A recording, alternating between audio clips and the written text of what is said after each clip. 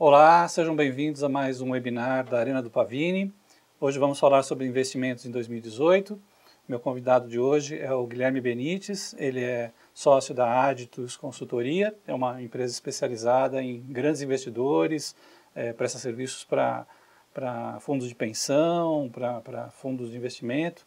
E ele vai falar um pouquinho com a gente hoje, vai ajudar a gente a pensar um pouquinho onde investir nesse ano aqui, que já começou bastante tumultuado, né? Guilherme, prazer ter você aqui com a gente.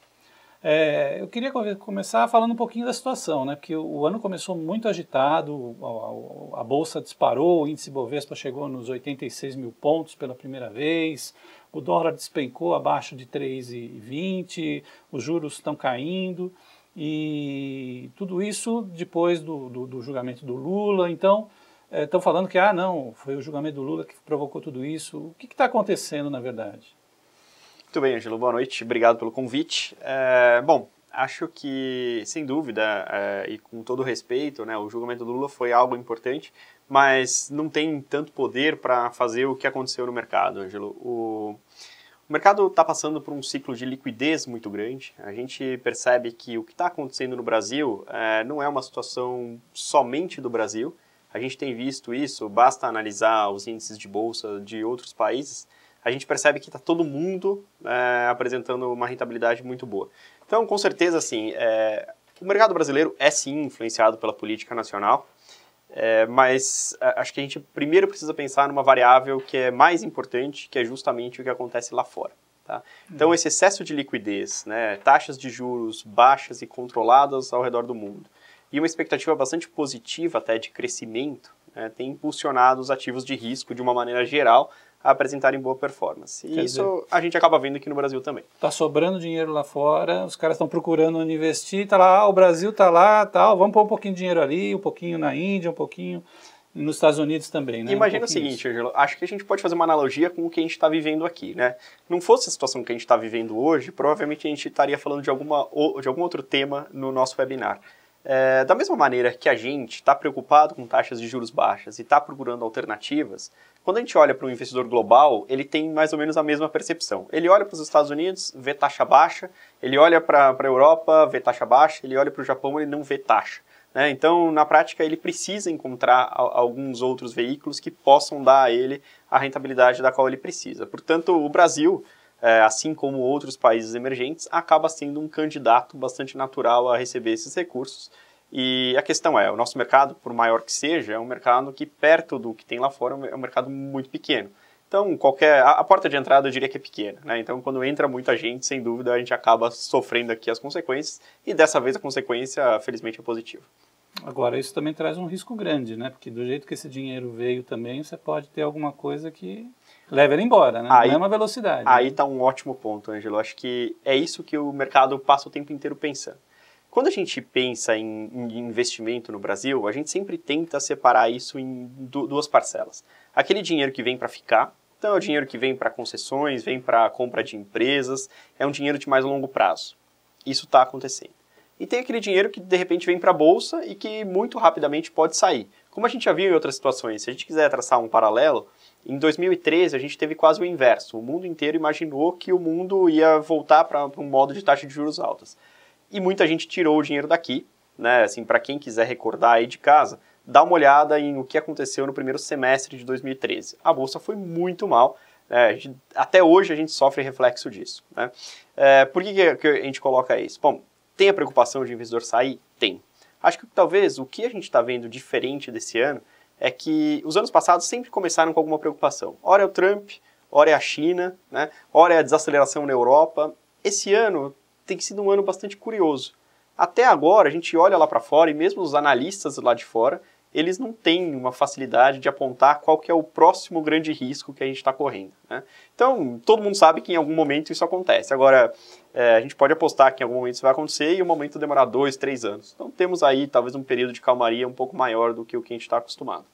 Bom, então, em vista dessa situação que parece que ainda vai ficar boa por um bom tempo, como é que a gente pode, então, analisar os investimentos? Acho que a gente poderia, talvez, começar falando do mais básico de todos, a poupança, né? Como é que você vê a poupança nesse cenário de grande liquidez internacional, juros caindo? Como é que você acha que Que análise você faz por pequeno poupador? Tem muita gente, não mesmo grande, né? Tem muita gente que tem muito dinheiro na poupança, ninguém consegue entender por quê, mas tem muita gente que prefere pela simplicidade, ou a pessoa mais de idade, ou que acha se sente mais segura, né? Como é que fica a poupança nesse ambiente agora? Olha, eu diria que a minha resposta ela vai depender de dois fatores. O primeiro deles, e aí falando especificamente da poupança, Angelo, é o seguinte. A gente tem a velha poupança e a nova poupança, né? A nova poupança, ela tem uma regra que ela, digamos, guarda alguma relação com o nível de taxa de juros atual. A gente está num nível de taxa de juros muito baixo, né? Assim, em particular, a gente está no nível de taxa de juros mais baixo que a gente já teve no Brasil, estamos em 7% ao ano de Selic. E essa nova poupança está pagando muito pouco, né? Então, assim, eu enxergo a poupança como, no máximo, um dinheiro muito imediatista que você teria para deixar para usar, digamos, amanhã, depois ou daqui a 2 meses, né? Tem a vantagem, obviamente, da questão tributária, né? A poupança não paga o imposto de renda. Então, se você vai deixar o dinheiro em caixa, olhar a poupança ou olhar para um fundo DI, eventualmente vale fazer a comparação.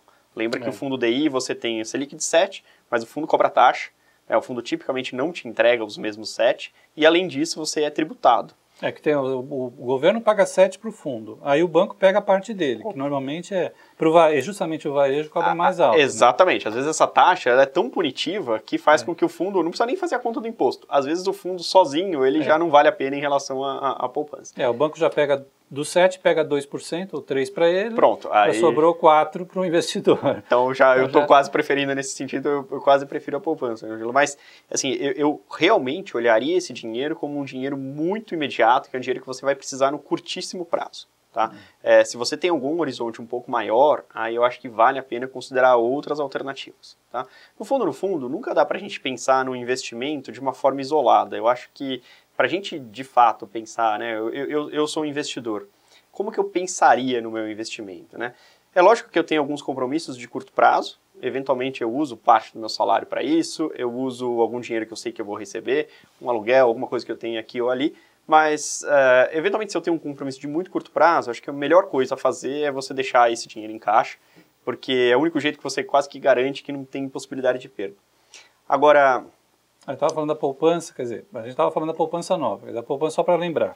A poupança nova são os depósitos feitos a partir de 4 de maio de 2012. Então, todos os depósitos a partir de 4 de maio rendem 70% da taxa de juros do governo da Selic. Perfeito. Os depósitos feitos antes, até dia 3 de maio de 2012, eles seguem a regra antiga, eles não mudaram. Então, eles rendem 0,5% ao mês, né? Isso vai dar 6,17% ao ano, né? Líquidos, né? Inclusive, acho que é uma boa taxa, né? 0,5% ao ano. Olha, 0,5% ao mês, para quem estava acostumado lá atrás com aquele CDI de 1% ao mês, né? Infelizmente, eu já chamo a atenção, por exemplo, vejam o que vai acontecer no mês que vem. Aliás, né? Estamos em fevereiro já. O CDI está o mais baixo da história, a gente tem carnaval e o mês ainda é mais curto, né? Então, acostumem-se a ver CDI na casa de 0,42, 0,45. Hoje, 0,5% ao mês, por incrível que pareça, é uma taxa alta, especialmente se a gente pensar numa taxa que não tem a tributação que os títulos atrelados à CDI tipicamente têm. Porque hoje rende menos de meio e ainda tem o imposto de renda em cima de 20%, 15%. Né? Agora, também entendo que nem todo mundo tem todo o seu dinheiro na poupança investido lá atrás, né? Então, esse 70% hoje do CDI, de um CDI baixo, é 4,9%, ou seja, tá baixa, né? A taxa está bastante baixa. Mas ainda vale a pena, né? Quer dizer... dependendo do fundo, dependendo da condição que você tem no banco, eu acho que sim. Agora, é lógico que a gente vê muitos investidores se movendo para comprar diretamente CDBs, eventualmente produtos incentivados, ou mesmo o Tesouro Direto LFT, né? O Tesouro Selic, que teria uma rentabilidade equivalente. Então, essa é uma forma, por exemplo, de evitar a questão da taxa que o banco cobra, né? Mas a tributação, a menos que você vá para um produto incentivado, eu não vejo forma de evitar. Aí, falando então, você falou das opções de curto prazo, né? O que você tem são poupança e você tem também os fundos DI, né? Perfeito. Que acho que seriam que tem que tomar cuidado aí com a taxa de administração, né? Uma taxa de administração boa seria o quê? 0,5% ao ano? Acho difícil para o pequeno investidor conseguir alguma coisa muito abaixo de 1%, tá? Isso pelo que a gente tem visto aí no varejo. Tipicamente essas taxas variam aí ao redor de 1%. mas sempre dá para procurar, né? Hoje a gente, felizmente o investidor tem várias alternativas, várias plataformas de investimento também aí surgindo, que também pressionam, no final das contas, o varejo dos próprios bancos. Então essas taxas tendem aí no futuro a reduzir um pouco. E agora, então, você falou dos papéis incentivados, Perfeito. né? Foi uma grande euforia nos últimos anos, né? Principalmente a LCI, LCA, né? Todo mundo queria comprar. Depois passou um pouco essa fase, também as taxas diminuíram muito, né? Como é que você vê esses papéis agora com esse juro mais baixo? Eles se tornam mais atraentes? Sim, acho que a questão do imposto, né, até por ser em cima do nominal, ela é bastante pesada, né? Então a gente não paga imposto sobre o ganho real, que seria aquele ganho já tirado da inflação. A gente paga o imposto sobre o ganho cheio, né? Então é claro que assim, a gente fala muito aqui de taxa Selic, mas a gente nunca pode esquecer que quando a gente quer acumular recursos, não basta só olhar para a taxa Selic, a gente precisa olhar para a taxa Selic menos a inflação. Isso é importante, que é o que a gente chama de ganho real, tá? Infelizmente, o imposto ele atua sobre o nominal. Então, assim, você, independentemente da taxa de inflação, você vai pagar o imposto em cima do nominal que você ganhar. O produto incentivado, nesse sentido, ele é bastante interessante. O que eu chamo a atenção, Angela, é o seguinte: o mercado mudou bastante, né, lá dos idos de 2013, 2014, quando isso de fato foi uma febre, para agora. Naquela época a gente tinha muita LCI e LCA emitidas, tá? O próprio governo mudou algumas regras de concessão e acabou sendo muito difícil para os bancos emitirem esse título, pelo menos na voracidade que era emitida anteriormente. O que a gente vê hoje de papéis incentivados são CRIs, CRAs, tipicamente títulos que a gente chama de títulos corporativos, tá? Que são títulos emitidos por empresas não financeiras. Então o banco emite LCI e LCA, empresas não financeiras emitem CRIs, CRAs, esses outros produtos. Tá? Isso a gente vê bastante, a gente acha que ainda vale a pena olhar, mas tem que lembrar o seguinte, né? Isso tem risco. Então, assim, é o risco de contraparte, o risco empresa, e o título corporativo, né, ao contrário do título bancário, o fundo garantidor de crédito, para o título bancário, tem suas limitações para as quais ele cobre eventuais problemas, eventuais perdas. Era isso que eu ia perguntar, porque a LCI e a LCA, como eles são emitidos pelo banco, ele tem garantia. A LCI é de crédito imobiliário, exato. A LCA é de crédito agronegócio. Mas eles são emitidos pelo banco, então tem a garantia do fundo de garantidor até 250 mil por CPF. Perfeitamente. Né? Agora o CRA e o CRI, que são parecidos, mas são emitidos pela própria empresa, né? Exatamente. A empresa que vai comprar, acho, o Burger King ou a Bayer também, né? Então ela emite um papel garantido por ela. Quer dizer, se tiver um problema com a empresa, dançou, né? A gente está falando aqui, demos alguns exemplos de empresas grandes, né? Temos aí outros, quando a gente olha para a lista de possíveis CRIs e CRAs, outras empresas muito bem renomadas, mas lembra que é o risco empresa. E uma empresa muito bem renomada, não quer dizer que hoje a gente acha que aquela empresa é imune e daqui a 2, 3 anos, que a gente vai eventualmente continuar com o papel, a situação pode mudar, né? Lembro aí o exemplo da Petrobras. Durante um certo tempo o mercado ficou muito preocupado com o que poderia acontecer com a Petrobras. 3, 4 anos antes disso, ninguém jamais imaginou que a Petrobras pudesse oferecer qualquer risco.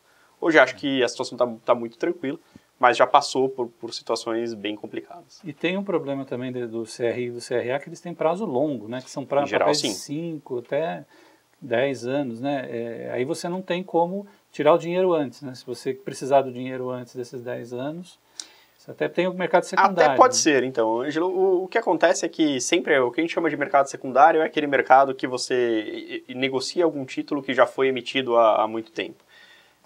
O investidor que já comprou, né? E está passando para outro investidor. Né? Eu comprei o CRI, né? Quando digamos, o seu exemplo, quando a Burger King emitiu um CRI, eu gostei da ideia, comprei e agora eu preciso me desfazer. Então eu vou tentar vender para você mesmo, Ângelo. Olha, assim, esse mercado às vezes existe, às vezes não existe. Mas esse mercado é meio parecido com o mercado, por exemplo, de carro usado, né? Então existem carros que desvalorizam um pouco, existem carros que desvalorizam muito. E depende do momento, né? Então, se, por exemplo, hoje, de repente, alguma empresa que eu comprei lá atrás não está na sua melhor forma, você pode até me comprar o CRI, mas você eventualmente vai querer um prêmio para isso e eu vou sair, de repente, perdendo dinheiro em relação àquilo que eu tinha comprado. Então tem esse problema da liquidez, você tem que pensar bem, usar aquele dinheiro mesmo de longo prazo para não perder depois. Né? Perfeito, Angelo. Acho que é um bom ponto para a gente considerar. E o Tesouro Direto, os títulos públicos, como é que ficam nessa nova fase de juros juros baixos aí? Tem título ainda gordinho. Tem títulos muito gordinhos ainda. A gente particularmente gosta muito dessa ferramenta. O Tesouro Direto é uma ferramenta muito acessível. Muitas corretoras oferecem acesso direto ao Tesouro Direto, muito fácil de comprar. Mas acho que sim, a gente precisa estabelecer aqui a principal diferença entre eles, né? A gente tem o Tesouro Selic, que é o que a gente costumava lá atrás chamar de LFT, as letras financeiras do Tesouro, que, como o próprio nome diz, eles são atrelados à Selic. Então, é risco tesouro, mas de qualquer forma, o mesmo raciocínio que a gente fez para um fundo DI, que também compra Selic, ou que a gente fez para um CDB, que também paga CDI ou Selic, a gente não tem hoje uma taxa tão atrativa nesses títulos. Se ao contrário, né, você é um investidor que tem mais prazo para se organizar, e eu acho que isso é fundamental para qualquer investidor. Sempre que você vai fazer um investimento, né, acho que o principal é você saber para que você está fazendo aquele investimento, né? Então, o investimento para você pagar uma conta daqui a 2 meses é seguramente diferente do investimento para você pagar um apartamento em 3 ou 4 anos, que por sua vez é muito diferente de você fazer um investimento para sua aposentadoria, que vai ser daqui a 10, 15 ou 20 anos, né? E eu acho que talvez esse tema da aposentadoria, tendo em vista toda a conversa sobre reforma da Previdência, ele começou a ganhar muito peso e a gente tem visto muito investidor procurando títulos justamente para a aposentadoria, né? Então, se você tem esse prazo todo para buscar rentabilidade, aí a gente acha que títulos do Tesouro com vencimento de longo prazo podem ser muito interessantes, né? Esses são os Tesouro IPCA, ou as NTNBs, como a gente costumava chamar lá atrás. Eles têm vencimentos que variam aí desde 2019 até 2055, né? Então são títulos que podem ser muito longos. E o que tem acontecido ultimamente é que esses títulos mais longos, Ângelo, eles têm apresentado ainda uma rentabilidade bastante interessante na casa de IPCA mais 5, 5,10. Tá? Então, estou falando de 5% de juro real, né? Quando a gente estava falando de CDI, de 7 de CDI menos 4 de inflação, contra 3. Né? 2% pode parecer pouco, né? Mas aí eu convido o leitor, ou então a gente pode algum dia fazer essa conta, me dando outra oportunidade, de ver o efeito que 1% ao ano, acumulado ao redor de 20 ou 30 anos, causa no seu patrimônio. Quer dizer, tá? 2% acima da taxa de curto, quer dizer, o juro hoje está em 7, mas é 4 mais 4 de inflação, mais 3 de juro juros. real. E a NTN está te pagando inflação de 4 mais 5, que seria 9, então, né? Muito mais. Então, desses 7 para 9, 2% reais, daqui 20, 30 anos, dá uma diferença enorme. Faz uma diferença brutal. Eu não fiz essa conta antes, mas a gente, assim, eu estimo que isso aí deve dar alguma coisa na casa de 50%. É muito significativo, tá? Então, se você tem um pouco mais de tempo, tá? Eu recomendo fortemente que a gente busque investimentos de mais longo prazo, tá? Esses investimentos, naturalmente, né, como bolsa, a gente vai chegar lá, eles chacoalham, daqui até lá você pode em algum momento achar que você está rico, em algum momento você achar que você está pobre. Mas na prática, o importante é o seguinte, se você estabelecer o seu objetivo, o objetivo tem que ser cumprido. Então, estabeleci um caminho, né? Gosto muito de fazer uma analogia, por exemplo, com a viagem de avião. Vamos dizer que a gente decida ir para o Rio de Janeiro. O piloto que vai para o Rio de Janeiro, né, ele tem um plano muito claro. Ele tem que sair de São Paulo, pousar no Rio de Janeiro, né?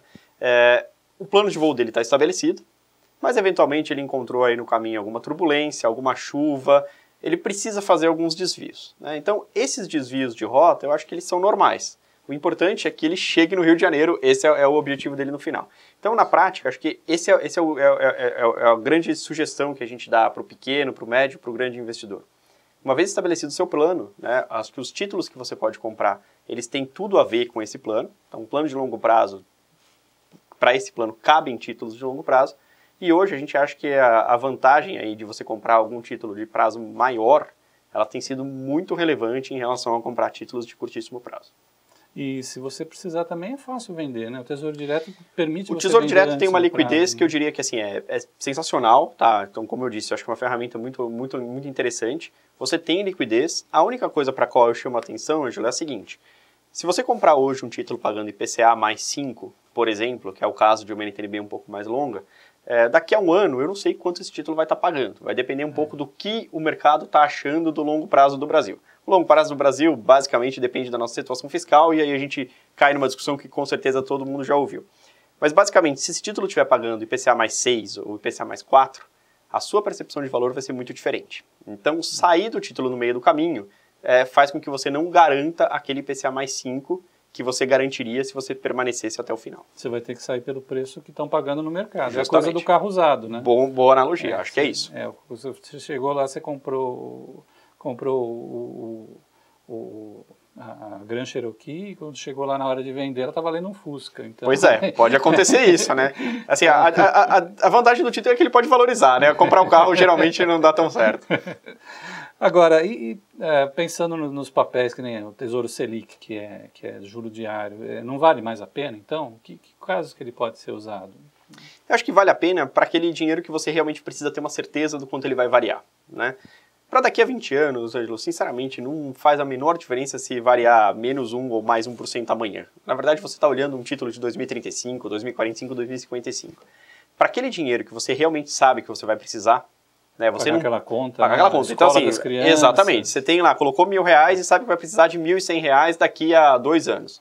Né, assim, ok, pode investir em bolsa, isso pode dar muito certo, você pode ter 2.000, ou pode investir em bolsa, pode dar muito errado, você pode ter 0. Né? Então, para aquela conta que você tem um prazo fixo, que você sabe que você não pode esperar muito, aí eu acho que esses títulos de caixa, né? Então, Tesouro Selic, ou voltando para o nosso exemplo anterior, fundo DI, poupança, isso poderia ser uma alternativa. Bom, então vamos deixar a coisa um pouquinho mais animada. Então, o que você está achando então da Bolsa agora nesse cenário? Está nos 85 mil pontos, 86 mil pontos. Ainda dá para ganhar dinheiro com a Bolsa? O legal da Bolsa é que ao longo desses dias, né, de 2018, praticamente a gente teve aí, metade dos dias a gente teve algum recorde da Bolsa, né? Já então, virou... Essa matéria já nem vale, né, mais a pena, né, Ângelo? Recorde de novo, não interessa mais. Exatamente, tá interessante isso. Olha, acho que a Bolsa é muito variação de expectativas. E o que está acontecendo é que realmente as expectativas de mercado têm sido cada vez melhores. Então, sim, tem espaço para a gente ganhar dinheiro em bolsa. Várias contas que a gente enxerga aí na imprensa, o pessoal faz isso com muita frequência, mostram que a bolsa, se a gente corrigir a bolsa, digamos, de 2002 para cá, ela talvez não tenha valido nem tanto a pena quanto um investimento em renda fixa. Tá? Então, a gente acredita sim, tá, na bolsa. Eu acho que para longo prazo é um investimento muitíssimo interessante. Agora, eu não sugeriria a estratégia, né, de entrar e sair muito rápido para aquele sujeito que está tentando ganhar aí um último dinheirinho na Bolsa. Né? A Bolsa, de fato, a gente enxerga como um investimento de longo prazo. É muito difícil a gente encontrar quem saiba efetivamente olhar papel por papel e saiba se esse papel vai valorizar tantos por cento daqui a tanto tempo.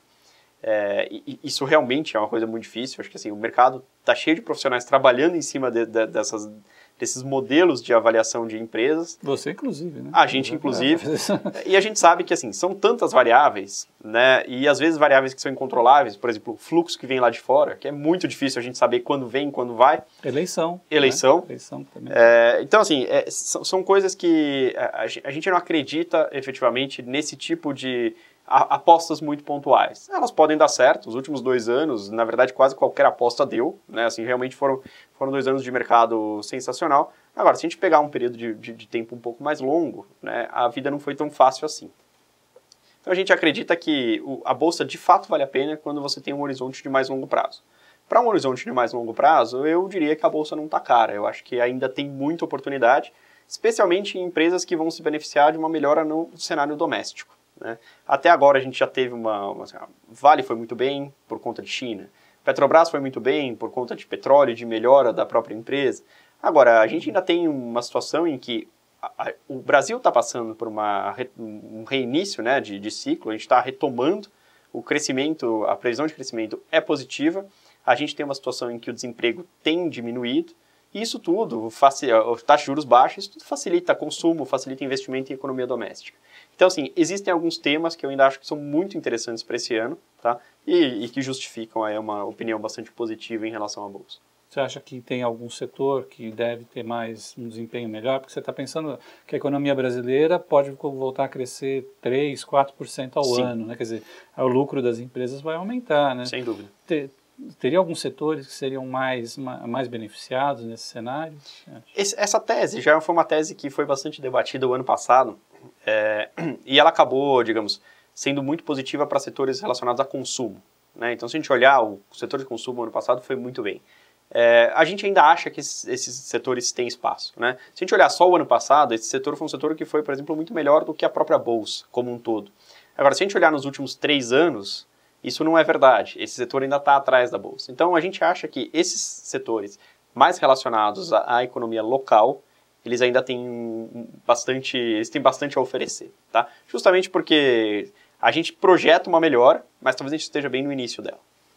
Agora, como é que o investidor entra nesse mercado? Quer dizer, o médio ou pequeno, ou que não entende muito. Às vezes é um grande investidor, mas ele não entende de análise de balanço, de análise setorial. Como é que ele pode participar dessa festa, desse aumento da lucratividade das empresas aí? Boa pergunta, Ângelo. Como a gente viu, né, eu acho que eu já falei isso, mas não custa reforçar.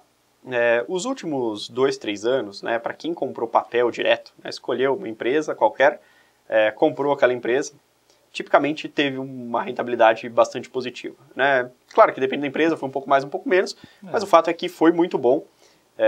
Mas se a gente olhar o todo, foi muito bom, né? Então a Bolsa chegou a algo como 37, 38 mil pontos em janeiro de 2016 e agora a gente está falando de uma Bolsa de 86 mil pontos. É muito mais do que dobrou, né? Então eu acho que as estratégias, digamos, acertar nesse contexto fica um pouco mais fácil. No momento em que a gente vê que os prêmios estão mais apertados, que é o momento atual, né? Então, já subiu bastante. Já subiu bastante. Então, assim, tem para ganhar? Tem, mas parece que já não está mais tão óbvio assim, né? Não então, é uma barbada que nem estava antes. Pois é, então, assim, bom, antes a gente realmente veio de um cenário muito depreciado, né? Então, no momento em que a gente vê muito risco, né, o que a gente acha mais prudente? É diversificar. Na realidade, né, a teoria de mercado e a prática de mercado também mostram o seguinte: quando você tem um ambiente que está muito arriscado, né, ou você decide correr o risco e vai em frente de uma vez, ou então você decide ampliar um pouco o seu escopo. O que a gente acha é que uma estratégia que consista de 1, 2 ou 3 papéis é uma estratégia excessivamente arriscada para o ambiente em que a gente está hoje, tá? Quando você olhar depois no composto da estratégia, e eu estimulo isso, quem investe, né, eu acho muito importante acompanhar o quanto ganhou, e não acompanhar só o quanto ganhou em termos reais, assim, faz isso relativo a algum benchmark, né, olha o Ibovespa, um parâmetro de rentabilidade, eu acho interessante. Então, acho que talvez a forma mais segura para quem não sabe ler balanço, ou para quem de repente não confia em quem deu a dica daquele papel que vai ser o próximo papel a subir na bolsa, eu acho que o mais interessante é procurar um gestor profissional que ofereça, né, um portfólio bastante diversificado.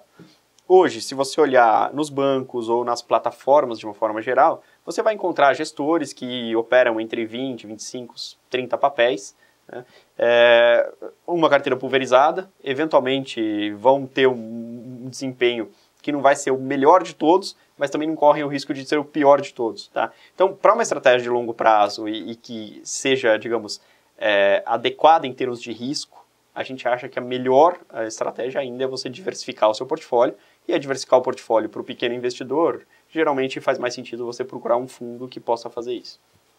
E na questão do dólar, como é que você vê aí a tendência? O dólar é o famoso castigo dos economistas, né? É verdade. Ninguém, quando o cara fala que sabe, é quando dá errado. Mas o que você acha que é, por exemplo, pessoa que está vendo aí a eleição, acha melhor comprar um pouco de dólar para se proteger? Como é que você vê a tendência? Porque caiu bastante, né? De repente pode ser uma oportunidade. Vamos pensar de novo em curto prazo e em longo prazo? Eu acho que assim, a gente tem sempre a situação daquele amigo nosso que vai viajar e pergunta se ele já compra dólar ou não, né? Minha sugestão para ele, compra, tá? O mercado não enxerga que o dólar possa cair muito mais, tá? Na prática, digamos que a gente continua vendo fluxo positivo para o Brasil, tá? Isso ajuda o dólar a se depreciar frente ao real, mas talvez a gente não tenha mais tanto espaço. Digamos que o dólar saia dos 3,17, 3,18 atuais para alguma coisa na casa de 3. Ok, seria muito melhor você viajar com o dólar a 3 do que com o dólar a 3,18. Por outro lado, né, o que acontece é que normalmente os estresses eles levam o dólar muito para cima de forma muito rápida, né? Então, alguma mudança de humor, alguma questão eleitoral que possa pesar um pouco, leva esse dólar muito rapidamente de 3,20 para 3,40, 3,50. Tá? Então, na prática, o que a gente vê é que assim, a gente não espera que o dólar vá se valorizar frente ao real, mas a gente também não espera que a desvalorização seja muito forte, né? O ano passado o dólar foi para todos os lados, e quando a gente olha desde o começo do ano para o final do ano, o dólar subiu 2% em relação ao real. Quase não aconteceu nada. Tá? Então, na prática, a gente espera um ano meio parecido com isso. Tá? Acho que o dólar não tem mais muito para cair. E também, assim, tendo em vista o cenário positivo, a gente não vê um dólar tão mais alto.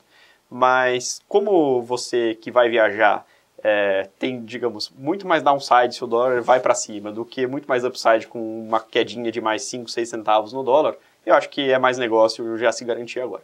Ou se não tem nada de investimento no exterior, ter uma parcelinha para diversificar. Vale a pena. E acho que vale a pena desde já. Tá? Acho que de novo, né? Não vamos ser preciosistas, né? O dólar a 3,18, 3,14 ou 3,15 não é isso que num prazo um pouco mais longo vai determinar o sucesso ou o fracasso do seu investimento. De repente, você teria opções aí para quem pensa em investir em dólar, que não é só comprar moeda também, né? De repente, um fundo no exterior ou um papel de uma empresa estrangeira, talvez, né? Excelente ponto. Fundos no exterior são fundos que já têm sido muito vendidos aqui no Brasil, distribuídos em algumas plataformas, ou mesmo fundos dolarizados. Vários bancos oferecem, né, na sua grade aí de investimento, fundos que correm o risco câmbio, mas tem algum outro ativo embaixo. Somente fundos cambiais, a menos que você tenha realmente uma crença de que o dólar vai valorizar muito, que hoje não é a crença do mercado, fundos cambiais eu acho que talvez não seja uma melhor pedida. Mas na prática, se você tem um fundo que investe em bolsa nos Estados Unidos ou bolsa na Europa e que também tem exposição cambial, acho que pode ser um bom diversificador para o seu portfólio. Falando nisso, você tem também a opção dos multimercados, né? Como é que você vê essa alternativa para o investidor? Eu acho ótima, porque na prática você quase como se estivesse delegando, né, a um investidor profissional essa história de eventualmente estar em bolsa, eventualmente estar em câmbio, ou ficar em câmbio durante 2, 3 dias e depois sair. Tá? Então, eu acho que esses fundos têm apresentado um resultado bastante interessante nos últimos anos. Tá? Existem gestores muito bons nesse mercado, acho que a gente consegue encontrar bons gestores. Talvez o único alerta que eu faça nesse caso é o seguinte: para quem for olhar a performance desses fundos nos últimos, principalmente 2 anos, olha com algum cuidado, porque o que vocês vão ver é o seguinte: quase todo mês o fundo batendo CDI, e no acumulado, em geral, esse fundo deu 3, 4, 5 pontos a mais do que o CDI acumulado. Tá? Foram 2 anos muito bons, como a gente já comentou, Ângelo, e 2 anos de CDI muito alto. Esses fundos, tipicamente, são fundos mais caros, eles cobram uma taxa de administração compatível com a especialização da gestão, mas mais caras do que fundos passivos. Tá? E a gente está entrando num mercado um pouco mais complicado. Tá? Então, acho que podemos dar uma chance para os multimercados? Sem dúvida, né? O pessoal de lá é muito competente. Agora, eu não tiraria o que vai acontecer daqui para frente pelo que aconteceu no passado. Né? A CVM manda colocar em todos os regulamentos aquela frase de que a rentabilidade passada não é garantia de rentabilidade futura. Nesse caso em particular dos multimercados, eu acho que eles têm muita condição de entregar uma boa rentabilidade no futuro, tá? Mas essa rentabilidade de todo mês acima do CDI, quase como se fosse um reloginho, eu acho que isso ficou um pouco para trás. É a velha história das águas passadas não movem moinho. Essas daí, definitivamente, essas águas passadas vieram de CDI a 14, Ângelo, essas daí não vão mais mover moinho, não. NTNB a 7, 8%, pois é. Né? Foi uma festa. Eu acho que os gestores aproveitaram muito bem esse movimento de diminuição dos juros no Brasil. Então agora é outra fase, tem que tomar uma... E a gente vai ter que descobrir, né, qual que é exatamente o grande tema de investimento dessa outra fase. Acho que os gestores têm condição de fazer isso, né? Mas não me parece que vai ser tão claro quanto foi até agora. Bom, e a parte que o brasileiro adora, né, a parte de imóveis, né? Tem gente falando que é um momento bom para comprar casa, para investir em imóveis. Tem a compra direta, tem os fundos imobiliários também, né? Perfeito. O que você acha desse mercado? Tem boas alternativas mesmo ou o pessoal tá querendo mais vender, o estoque está atrasado lá? Tá? Pois acho que tem um estoque aí, a gente viu isso, né? A gente teve, digamos, a última vez que a gente teve um momento assim para imóveis foi lá para idos de 2012, né? E qual que era a grande coincidência, né, nesses 2 momentos, 2012 e agora? A taxa de juros. Em 2012 a taxa de juros chegou a 7,25, agora a gente chegou a 7, né? Esse momento, ele às vezes parece muito bom para imóvel, ele impulsiona o movimento no mercado imobiliário, porque o mercado imobiliário é um mercado muito dependente de financiamento. E nesse momento, o financiamento está sendo feito a taxas relativamente baixas. Então, isso acaba facilitando muito a vida daquele sujeito que quer comprar imóveis. Então, a procura aumenta, a lei da oferta e da demanda, da demanda e oferta, ela funciona perfeitamente no mercado brasileiro e os preços, em geral, tendem a subir. Tá? Eu tenho, digamos, alguma preocupação em comprar imóveis de forma direta. Acho que isso tem que ser objeto de uma análise bastante criteriosa. Por quê? Você tem custos inerentes a isso. Então, tem custo de manutenção, custo de IPTU, todos os custos de transação que você teria. E, normalmente, o que a gente tem visto é que o aluguel não está com uma taxa tão interessante assim. O que a gente tem visto são aluguéis entre 0,2 e 0,3 ao mês, que, para a gente fazer uma comparação, é menos que a poupança, é menos que o CDI. Né? Então, para esse imóvel valer a pena, você tem que contar com o aluguel e mais com uma valorização do imóvel. Tá? Acho que tem que fazer bastante conta antes de comprar imóvel. É caro, é um investimento caro, é um investimento trabalhoso. O fundo imobiliário é como se você investisse num imóvel, mas num condomínio. Né? Então, de certa forma, o fundo está lá, compra o imóvel para você e ele vai explorar ou, eventualmente, alguma construção de imóvel ou talvez a renda. Então, acho uma alternativa interessante. É uma alternativa que é mais líquida, porque hoje a liquidez do imóvel é o que me preocupa. Então, você comprou um terreno. Né? Você tem certeza absoluta de que você tem R$200 mil porque você comprou um terreno. Agora, se você precisar vender esse terreno de uma maneira muito rápida, talvez esses R$200 mil virem 150, 120 ou nem virem nada, porque é muito difícil vender. O fundo imobiliário ele tem a vantagem de que é negociado em bolsa. Então, de alguma maneira, você consegue obter alguma liquidez para ele. É claro que você também pode ter um prêmio de liquidez, mas de qualquer forma, acho que é um pouco mais simples do que os fundos multimercados. Lembro também que para a pessoa física a gente ainda tem a vantagem da questão tributária, de novo. Tá? Então, acho que esse é um ponto que também deve ser levado em consideração. Porque ele é isento, né? Pois é. É isento para a pessoa física. Exatamente. Né? Então, acho que assim, é mais um ponto que conta a favor dele. Tá? Agora, assim como imóvel, existem fundos e fundos. Né? Então, assim, você, acho que antes de fazer qualquer negócio com o fundo imobiliário, tenta dar uma olhadinha no que tem lá dentro. Né? Assim, a gente pode olhar a rentabilidade, olhar a gestora, a liquidez, tem várias variáveis financeiras que a gente pode observar.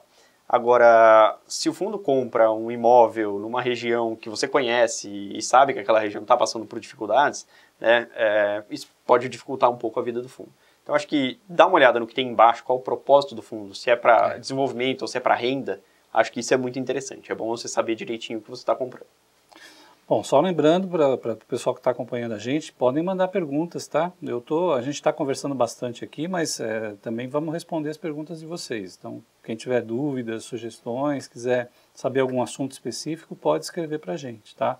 Então, aqui à disposição. Bom, agora, pensando um pouquinho de uma forma mais estratégica, o investidor está lá pensando agora o que fazer com o dinheiro. O que você sugeriria para o curto, médio e longo prazo, para essa pessoa que está hoje com dinheiro para investir?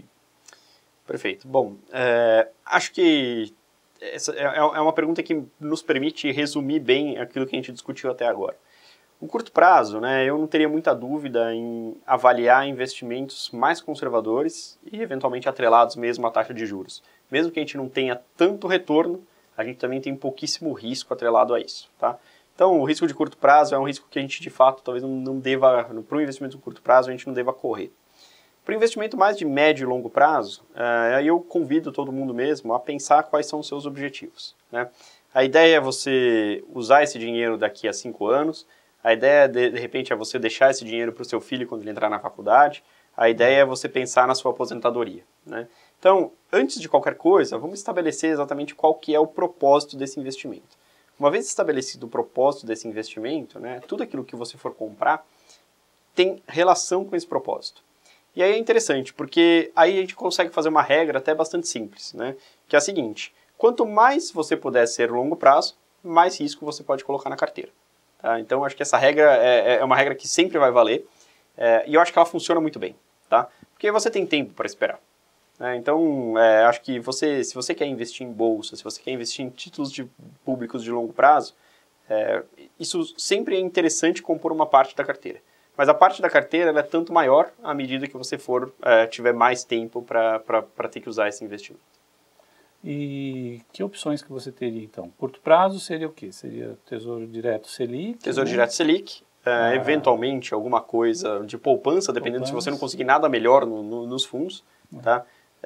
Um fundo DI que um fundo DI tem uma taxa mais baixa. Mais baixa, né? exatamente. Médio prazo, aí um fundo de renda fixa, talvez. Aí a gente já pode começar a pensar num fundo multimercado, né? A gente já pode começar a pensar num fundo imobiliário, né? Para renda, prazo principalmente. De 2 anos. 2, 3 anos, 2, acho 3 que anos, sim. né?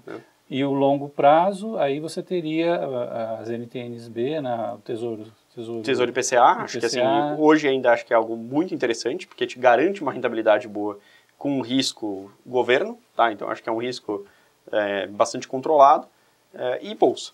Bolsa, sem dúvida, para carteiras de mais longo prazo, acho que ainda é um ativo muito interessante. Com aquela opção, ou fundo, né, se você não ou fundo, né, ou eventualmente, se você tem uma carteira maior, assim, aí sim, ou tem alguma empresa da qual você goste muito, trabalhe nela, eventualmente aí acho que talvez ter um ou outro papel pode ser interessante também. Eu lembro de escolher papel, escolher empresa, o pessoal que comprou Petrobras e Vale nos últimos anos, né, porque às vezes você encontra o taxista, né, o vizinho, o amigo, né, fala de ações e fala, mas eu tenho aquelas Petrobras lá ainda, né?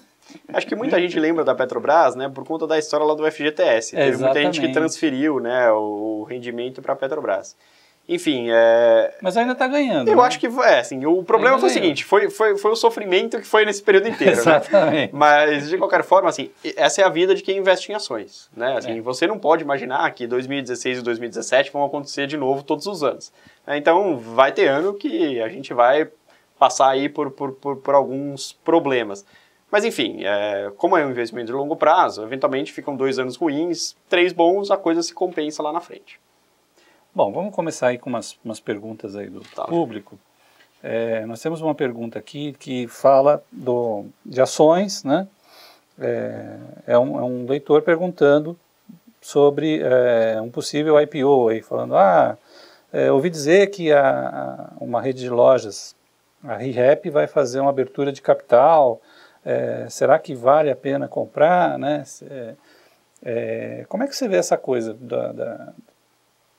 comprar ações em IPO? Porque a ReHap em si a gente não sabe dizer como é que vai ser, mas... É difícil, né? Acho que a gente está falando de um setor de consumo, né? É um setor que a gente mesmo já colocou como um bom setor. O problema aí está no seguinte, né? Assim, existem muitos bons investimentos. O problema é só saber qual o preço que a gente vai pagar por eles, né? O IPO, ele sempre traz essa dúvida, né? É claro que, assim, tanto o vendedor como os bancos que o estão auxiliando, eles vão tentar fazer a venda a um melhor preço possível. O que é natural, exatamente. Enfeitar a noiva faz parte do trabalho deles, né?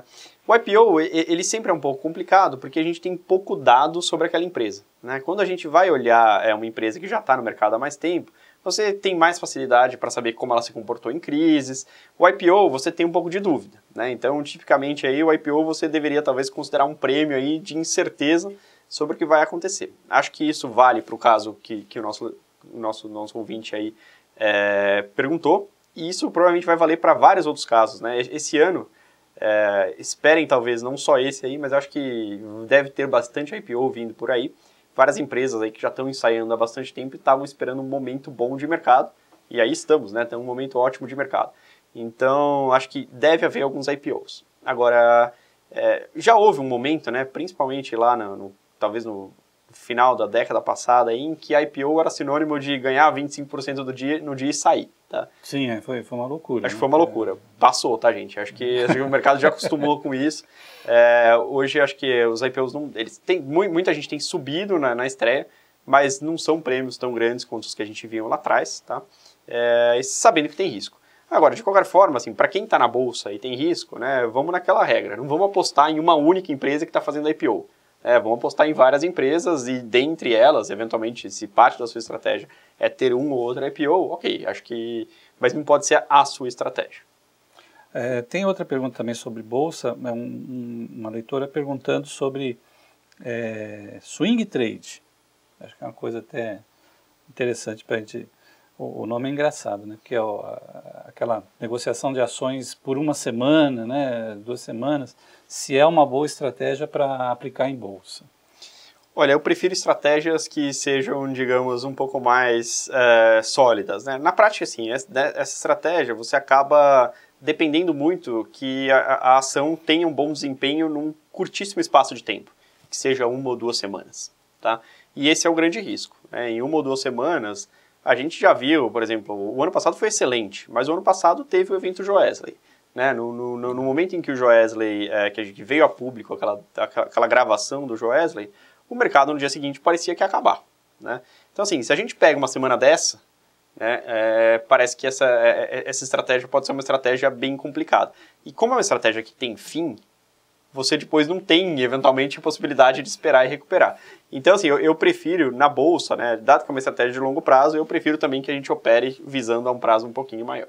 É porque isso é uma coisa pra gente que é muito profissional, né? Ou tá muito certa daquele tipo de coisa, né? Acho que, assim, realmente é uma estratégia. Você pode ganhar muito, mas acho que isso é um ponto importante. Todas as estratégias, em geral, o mercado é muito simétrico. Se você pode ganhar muito numa estratégia, você também pode perder muito. Tá? Porque tem algum outro cara do outro lado que está fazendo o contrário que você. E ele também está esperando ganhar muito, né? Vamos lembrar disso. É verdade. Agora, tem uma outra pergunta aqui que é um assunto do momento aí. Hoje, principalmente, está todo mundo discutindo aí a questão do Bitcoin.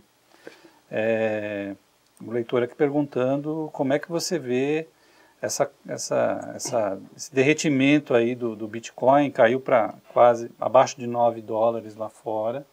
E tem gente achando que pode ser uma oportunidade para comprar. Outro dia também estava na rua, um rapaz na minha frente falou assim, não, o Bitcoin caiu para 12, eu já comprei, liguei lá e tal. Então, ele já perdeu uns 30% lá da semana passada para cá. Então, o que você acha das moedas, das criptomoedas, né, desse mercado que aí valorizou 1.400%? Então, está na moda agora, né? Tá na moda. Sempre que alguma coisa tá na moda, né, a gente tem... Bom, a gente acabou de dar o exemplo de IPOs no passado, pareciam moda, né? A moda impulsiona, mas ela impulsiona por quê? Por conta do fluxo, tá? Então, assim, o Bitcoin ou qualquer outra criptomoeda, de novo, assim, não é ser, digamos, contra a inovação, contra o Bitcoin, até acho que a forma como as coisas foram feitas parecem muito interessantes, né? Mas na prática é o seguinte, né? Tudo tem um preço, né? A grande questão é a seguinte, será que o Bitcoin vale aquilo que ele estava mostrando que valia, né? Ou será que ele vale 9 mil agora? Ou será que vale 5? Ou será que vale 15? Esse é o ponto, não dá para saber, né? O Bitcoin, ele não tem lastro, não dá para saber o que é aquilo. Pode ser que, de repente, né, realmente todo mundo passe a usar Bitcoin e ele comece a evoluir, né? Mas pode ser que não. Tá? Então, assim, eu realmente tenho muita dúvida sobre a viabilidade desse tipo de moeda, tá? Acho que para algumas transações específicas ela pode fazer algum sentido. Por outro lado, também pode ter usos que não sejam, digamos assim,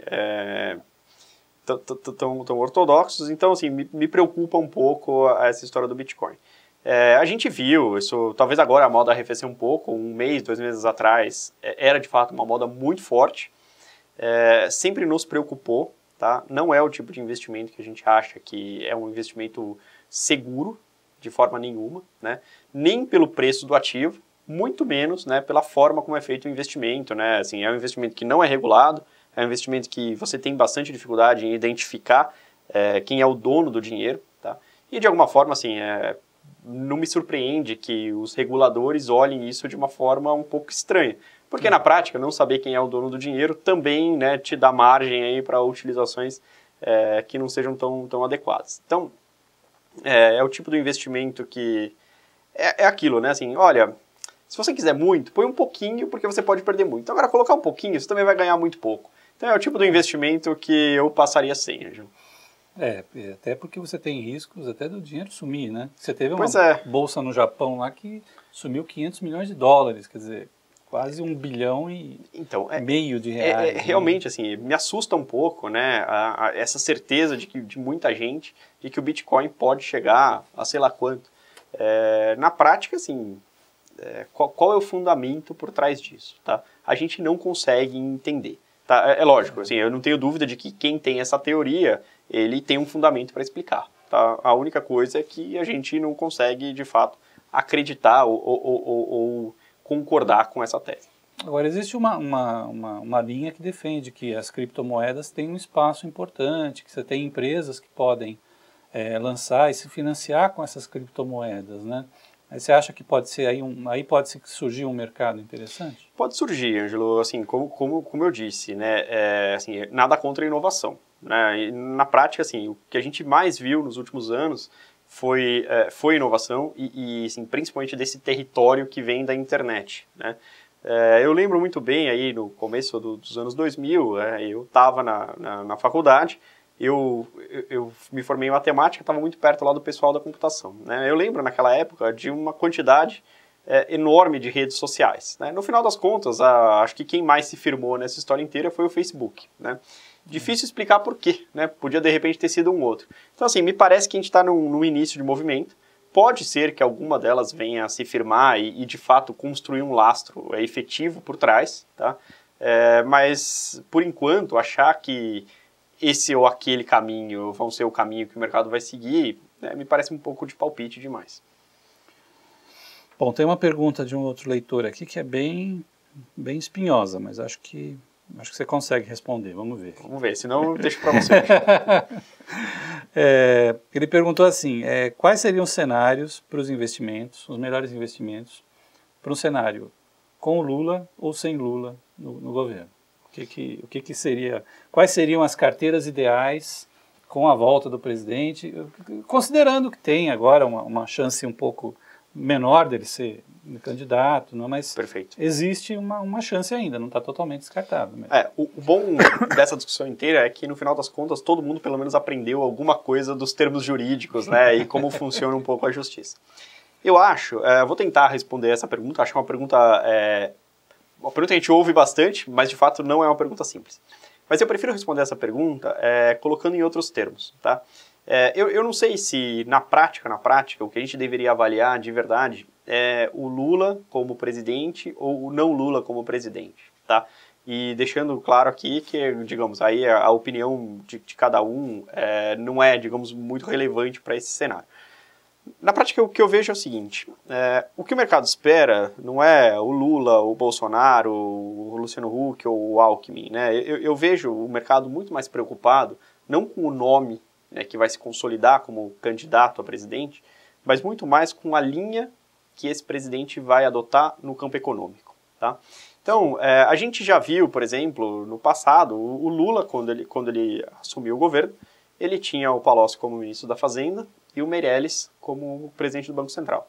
Veja, naquele momento, né, assim, em 2002, quando aconteceu a eleição do Lula, também havia um monte de gente no mercado prevendo o apocalipse quando o Lula fosse eleito. E a situação foi completamente ao contrário. Então, na prática, eu acho que, e principalmente o Lula, que é uma pessoa que já demonstrou, assim, muito tato em todas as decisões que tomou enquanto estava no governo, eu acho que saberia enxergar esse lado, né? Então, o mercado hoje está preocupado com qual vai ser a linha econômica.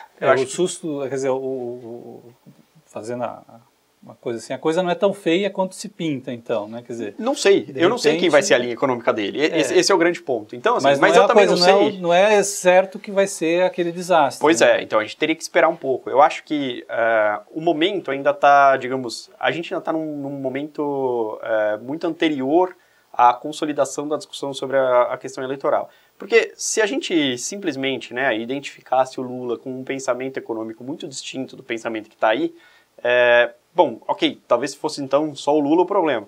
Mas não é bem assim, né? A gente não sabe exatamente qual vai ser a linha que o Lula vai adotar, a gente não sabe qual é a linha que o Bolsonaro vai adotar, a gente não sabe qual é a linha que o eventual candidato, que já disse que não vai ser o Luciano Huck, adotaria. Ou um não candidato. Um não candidato. Ou a linha que o Alckmin adotaria, ou a Marina, ou, enfim, hoje já foi divulgada uma pesquisa, tem vários nomes lá.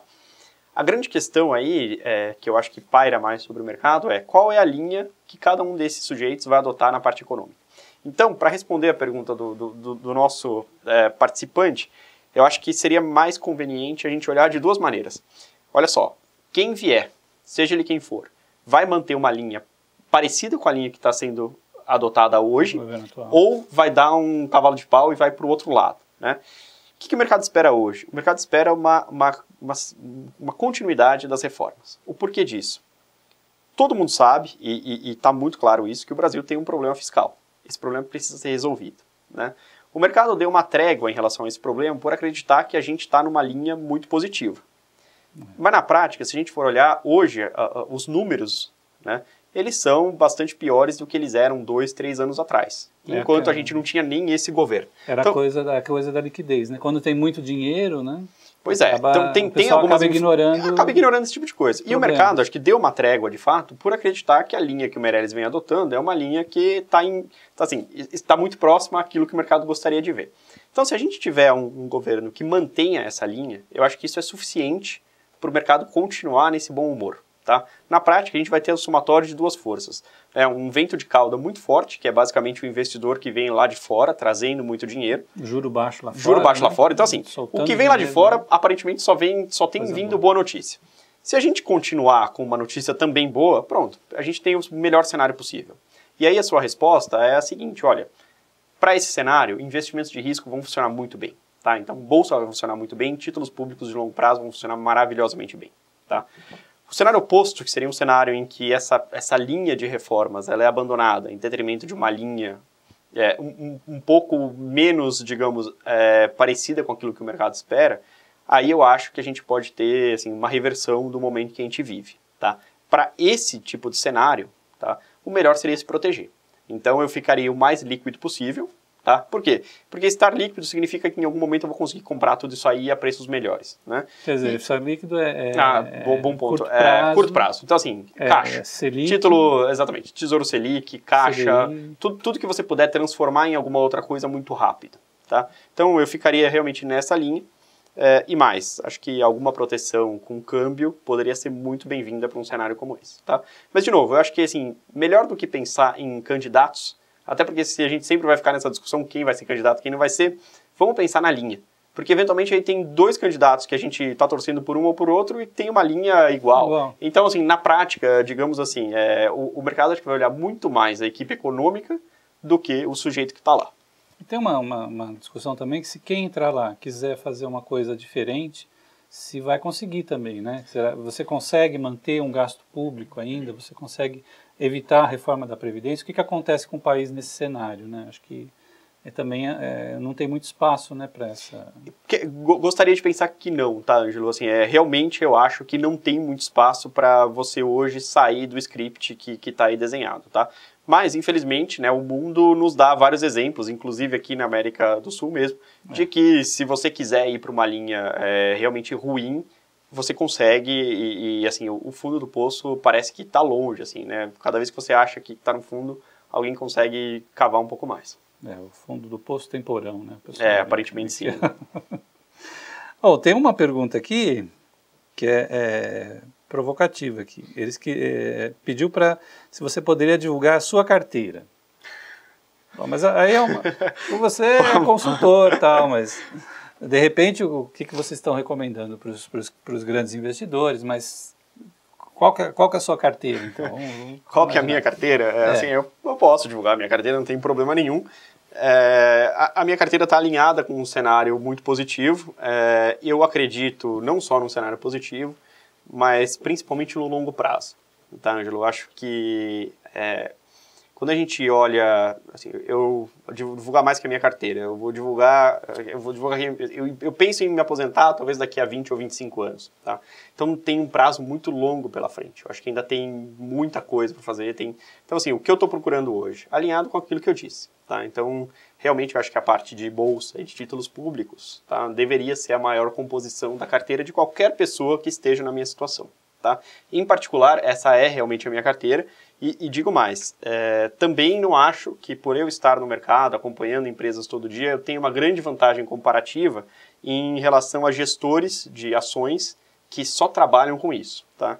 Então, não só eu compro títulos de longo prazo, como eu também compro fundos de ações, tá? Assim, não compro papel direto, deixo o pessoal lá trabalhar por mim e estou muito satisfeito em pagar a taxa de administração para eles. Eles com certeza fazem melhor do que eu essa escolha. Quer dizer, não é que nem um médico que está operando e quer operando a pessoa ali, quer operar no mercado também, né, ao mesmo tempo. O risco é o seguinte, né? Você entra na cirurgia, pode ser que você saia dela muito pobre ou muito rico. Então, assim, eu não quero correr esse tipo de risco. Acho que vale a pena, sim, você ter alguém lá no mercado olhando isso para você. É o que eu faço. Ele pediu que eu divulgasse minha carteira, aí está, tá? Então, título público de longo prazo e bolsa. Muito bem. Muito bem, Guilherme. Muito obrigado aí pela entrevista. Eu que te agradeço. Muito legal, acho que aprendemos bastante aí sobre os mercados e eu espero também que o público que acompanha a gente tenha gostado, tenha ajudado a dar uma orientação, né, para esses momentos aí de incerteza que vamos ter esse ano. E eu espero que vocês acompanhem a gente também nos próximos webinars, né, e acompanhem também o meu blog, né, e o nosso material na internet. Tá bom, pessoal? Então, olha, mais uma vez, Guilherme, muito obrigado. Ângelo, obrigado a quem assistiu aí. Obrigado pela participação. E até um próximo webinar, gente. Muito obrigado, até logo.